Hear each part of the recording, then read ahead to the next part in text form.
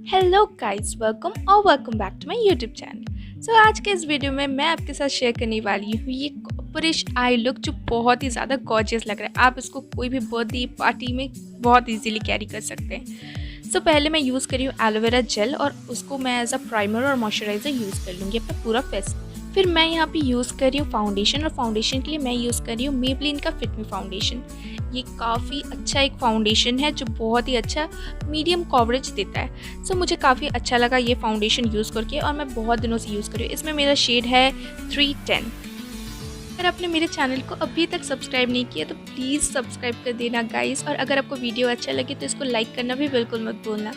तो उसके बाद मैं लूज़ पाउडर के लिए यहाँ पे यूज़ कर रही हूँ ये शाख का पाउडर है। मतलब ये ऑयल कंट्रोल करने में बहुत अच्छे से हेल्प करता है। सो ये आपको कोई भी जहाँ पर पूजा का सामान मिलता है वहाँ पर मिल जाएगा, वहाँ पर जाके शाख का पाउडर ही बोलना पड़ेगा शायद, तो वहीं पर आपको मिल जाएगा। काफ़ी अच्छे से ये मतलब क्या करता है कि स्किन से ना ऑयल को अब्जॉर्ब कर लेता है। सो अब मैं यहाँ पे यूज़ कर रही हूँ एंजल रोज़ का आई शेडो पैलेट। ये इतना अच्छा एक आई शेडो पैलेट, आप देख सो कितना अच्छा पिगमेंटेशन, इसका कलर प्योर पिगमेंटेशन, और इसमें 2 ग्लिटर शेड भी है जो काफ़ी ज़्यादा पिगमेंटेड। ऐसा नहीं है कि एकदम पिगमेंटेड नहीं है, बहुत अच्छे से पिगमेंटेड देते हैं। तो यहाँ पर उससे ही मैं एक ब्राउन शेड को लेके उसको मैं अपना क्रीज में और आउटर वी में अप्लाई कर रही हूँ और थोड़ा सा डार्कन अप कर रही हूँ। उसके बाद मैं एक लाइट जैसे मैं ब्लेंड कर लूँगी, और उसके बाद ब्लेंड करने के बाद मैं उसी पैलेट से सेम एक लाइट कलर का शेड लूँगी, लाइट ब्राउन टाइप का, और उसको मैं थोड़ा सा ब्लेंड करके अपना ब्लेंड कर लूँगी अच्छे से ताकि कोई हार्श लाइंस ना दिखे।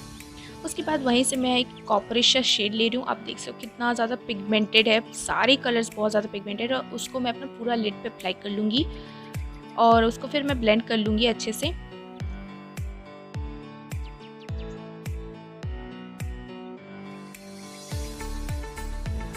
अब मैं वो ब्रश में जो लेफ्ट ओवर कलर्स है उसी ब्राउन को लेके थोड़ा सा मैं अपना लोअर लैश लाइन में लगा लूँगी ताकि मेरा लोअर लैश लाइन को भी थोड़ा सा डेप्थ मिल जाए। तो मैं अपना फेस से बाकी रेस्ट ऑफ द पाउडर को, जो एक्सेस पाउडर था, उसको मैं डस्ट ऑफ कर लूँगी अपना फेस से। तो यहाँ पर मैं यूज़ कर रही हूँ मी नाउ का आईब्रो पेंसिल, और उसी से मैं अपना आईब्रोज को डिफाइन करूँगी, और उसके बाद मैं एक स्पूली ब्रश की हेल्प से उसको अच्छे से ब्लेंड कर लूँगी तो ताकि कोई मतलब हार्श लाइंस ना लगे। और ये मेरा शेड है ब्लैक, डार्क ब्लैक।